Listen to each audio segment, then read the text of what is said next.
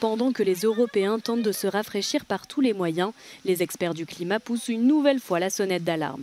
La canicule fait exploser les thermomètres et cela risque de se reproduire, même de s'aggraver à l'avenir. C'est le constat du GIEC, groupe d'études sur l'évolution climatique, qui préconise de réduire drastiquement nos émissions de gaz à effet de serre et de dioxyde de carbone. Si on continue à émettre toujours plus de gaz à effet de serre, la tendance des dernières années, ou simplement si ces émissions stagnent au lieu de diminuer, alors en fait on aura une accentuation de l'intensité du réchauffement et on aura en fait des vagues de chaleur qui auront une intensité encore plus sévère et aussi une durée qui pourrait être particulièrement longue. Dans le cas de la France par exemple, des vagues de chaleur qui pourraient démarrer dès mi-mai et finir même au milieu de l'automne.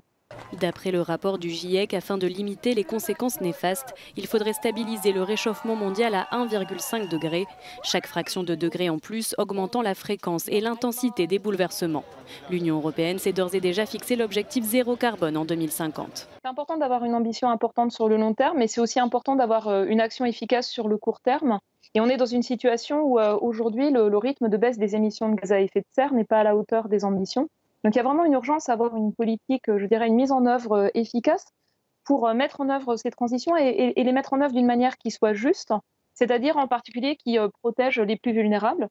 Souvent, on parle de 2050, ça peut paraître lointain. Moi, ce que je dis, c'est qu'en fait, en 2050, nos enfants auront notre âge, en fait. Donc, c'est vraiment préparer le monde avec lequel ils vont vivre.